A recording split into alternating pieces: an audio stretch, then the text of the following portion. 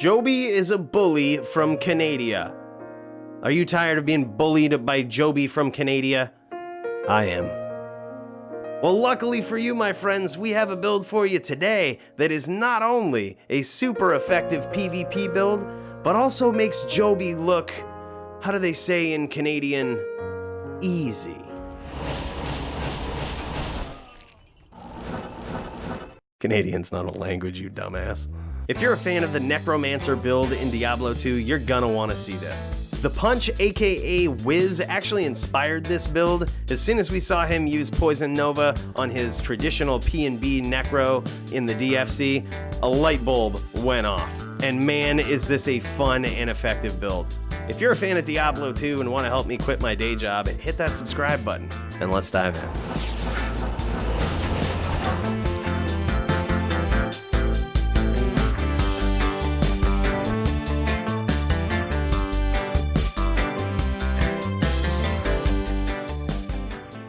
So what is a hybrid Poison Necro? A hybrid Poison Necro is a Necromancer in Diablo 2 that focuses on both the traditional Poison and Bone skills, such as Bone Spirit and Bone Spear, along with posing a significant threat with Poison Nova. The effectiveness of this build lies in making your opponent make some interesting choices. Do they rush in and try to stomp you and eat a Poison Nova, which will drain their health? Or do they try to fight you at a distance like you were a traditional Poison Nova Necro and start eating heavy-hitting Bone Spirits and Spears from afar?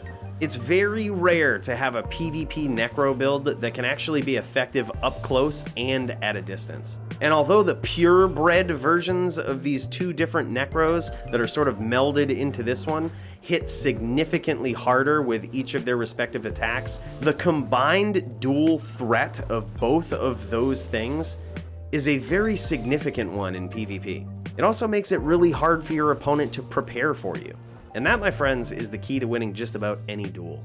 I'm gonna go over two different setups for this. The first setup is what I call the versus all setup. This is where we hit the 125% faster cast rate breakpoint, along with the 86% FHR breakpoint. If you know anything about my style by now, I also have a setup for max block with some slight changes, so I'll be showing off that one as well. I'm going to take you down through the stats and character screen, along with the skill points tab, and then of course, look at the different items that really make this build what it is. So let's just take a look under the hood and see what this character's actually doing for damage. You can see that with our two main attacks, we don't necessarily do the most GG damage that either one of those builds could do with those attacks, but it's still a pretty threatening amount of damage. Bone Spirit is one of the main attacks on this build, and with that we do just shy of 3.6k with Bone Spirit. We actually do a little more with Bone Spear. We do 3.8k. And our Poison Nova does 6.6 thousand damage. This is sort of a long shot from our straight Poison Nova Necro build, but 6k is still threatening enough to do hundreds of damage to your opponent. It just dwindles their life down over time and eventually makes it so you only have to really clap them with one of these magic damage spells. The hundreds of damage reference that I made assumes that your opponent has 75% poison resistance. If your lower resistance curse actually brings them to significantly lower than that, that Poison Nova damage can hurt a lot more. We're talking like 1,000 to 2,000 actual PvP damage by the time it's all said and done and nerfed with all of the formulas that they put into play with PvP damage. You get the point.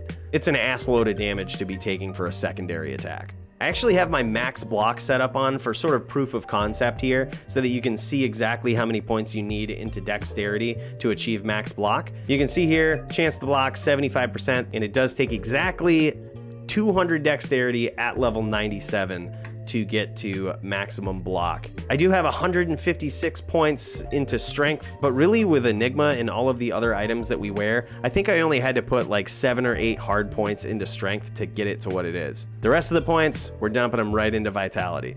I'll actually swap to my versus all setup here as well so that you can see what the stat screen looks like when I'm wearing the gear that I would most typically wear against most duelers. And here's just a quick glance at what the versus all setup looks like. You can actually see we do a little bit more damage with both Poison Nova and Bone Spear, along with even Bone Spirit. We have a little bit more life with this setup, about 200 more life, but you can see that our fire resistance suffers a little bit, but there's things that you can do with the items in your stash to sort of negate that when the time comes and when you actually need that fire resistance. You might be thinking, oh, this is really cool, but how did you invest your skill points? Well, let me show you. So let's take a look at the first half of this hybrid and examine the points that we put in to sort of maximize the damage with Poison Nova. First and foremost, we're gonna put 20 points into Poison Nova itself, and then 20 points into one of its synergies. I chose to put it into Poison Explosion. You could also put it into Poison Dagger, but just max one of those and that's it. If you were making a straight Poison Nova Necro build, you would want to max the other synergy as well, but whereas we're sort of turning the corner with this, we're gonna use those other 19 points that we would waste into one of those skills and put them elsewhere to diversify the build. So let's take a look at where we're putting those in conjunction with the rest of our skill points. Bone Spirit is a very important attack with this build, so we're going to put 20 points into Bone Spirit.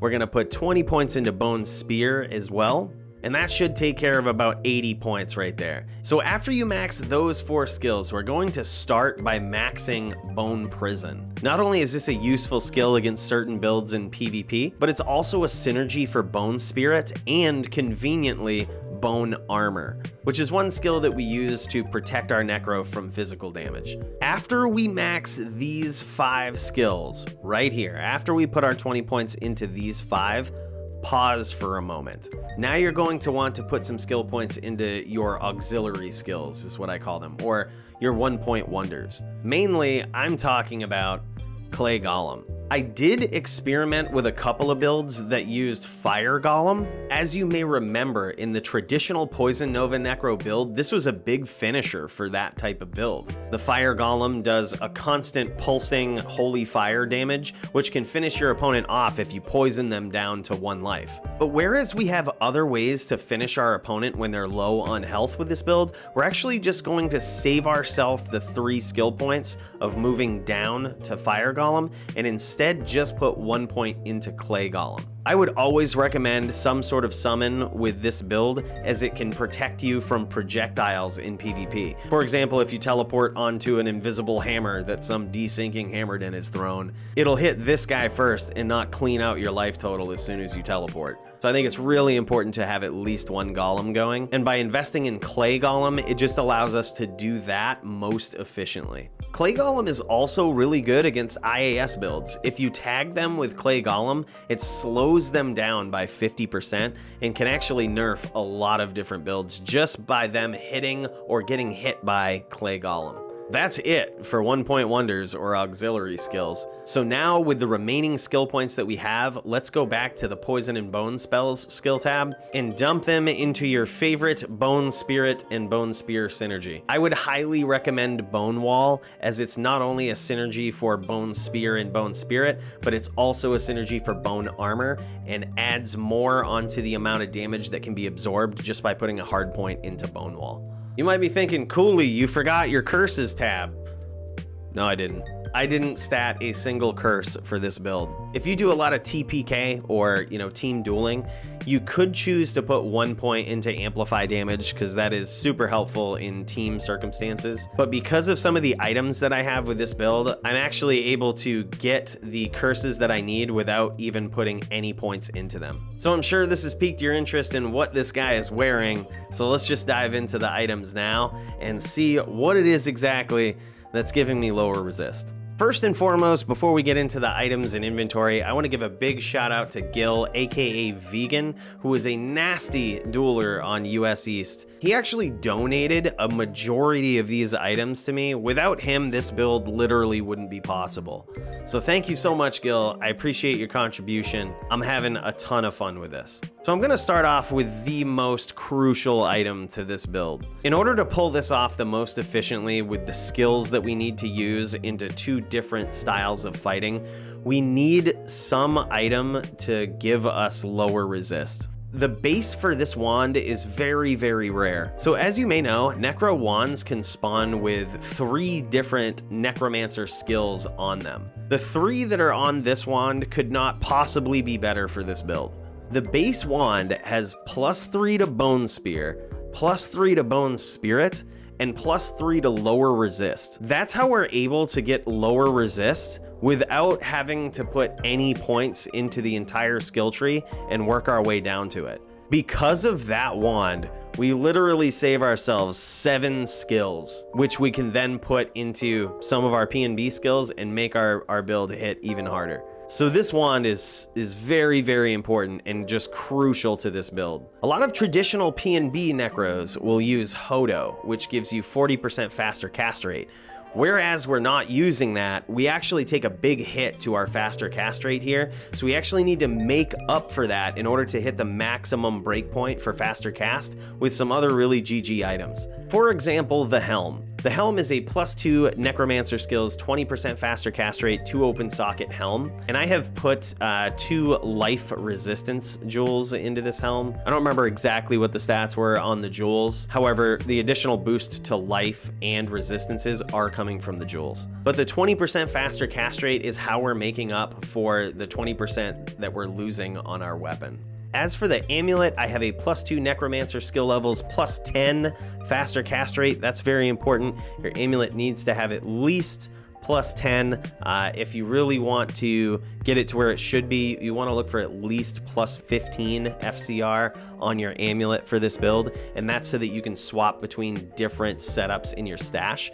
But as for the versus all setup of this Necromancer, all we need is 10 from our amulet. The shield is Spirit Monarch. The rings are Stones of Jordan, or SOJs. The gloves are Trangules. You have no option here. These boost up your Poison Nova damage, and they also give you +20 faster cast rate. You need these gloves in order to have this build be as effective as it can be.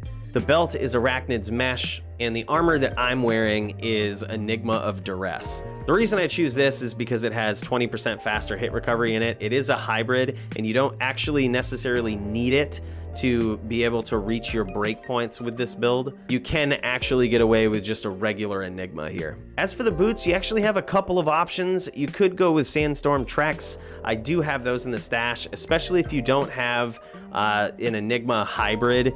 You could always just go with Sandstorm Trek. Those will give you a nice boost to faster hit recovery. But the boots that I'm wearing are 30% faster run walk, 10% faster hit recovery, and they have a stat boost to dexterity and also some resistances such as lightning resist and fire resist in these ones. Additionally, if you just had tri-res boots here that bumped up your stats, I think those would be fine too. I would highly suggest some amount of faster hit recovery on your boots though. Onto the inventory. As you might expect, we have a Necromancer torch. This one's 2020, pretty GG. We have a 19-19-10 Annihilus charm, and then we have a ton of P&B lifers that are 45 to life. Those are perfect P&B charms right there for your inventory. Again, thank you so much to Gil. I can't tell you how much I appreciate these. I did supplement this set with a couple of matching 39s. For anyone with OCD out there, I apologize. The rest of your inventory you can actually switch up depending on your matchup that you're going against, but in general, you're probably going to want to try to fill them with life and resistance charms. On the swap, we got Call to Arms and Spirit.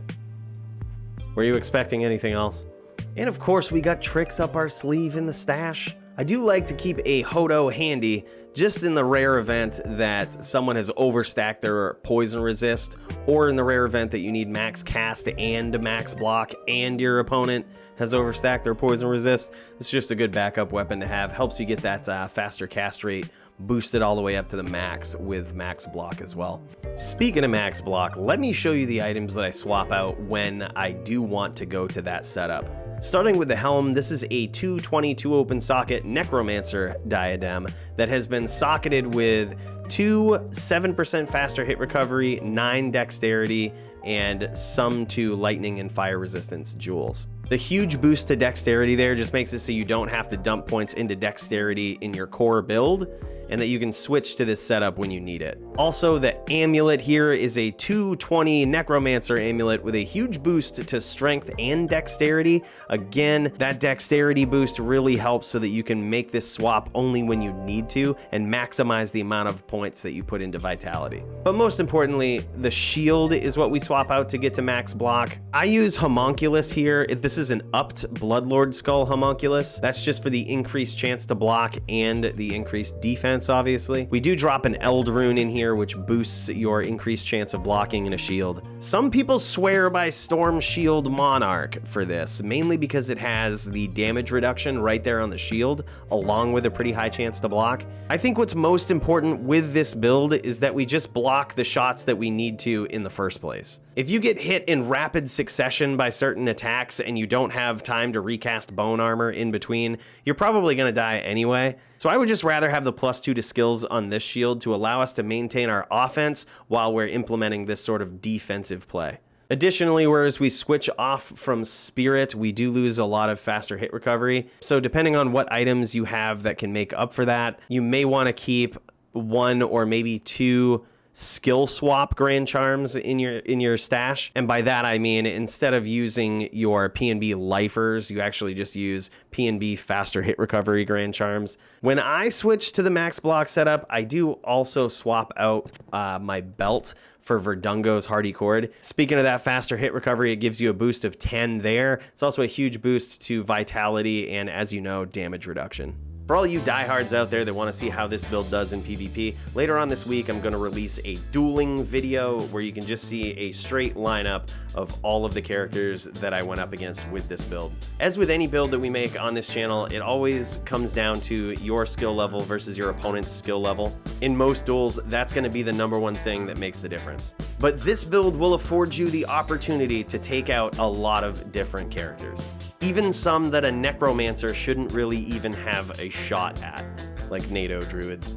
When I do release that video, I'll come back to this one and link to it with a card up here in the corner so that you'll easily be able to navigate if you're kind of catching this video a little late. I want to thank everybody for watching this video and all of your support so far. It's meant a lot to me. I hope you enjoyed this video, and I look forward to seeing you in the next one.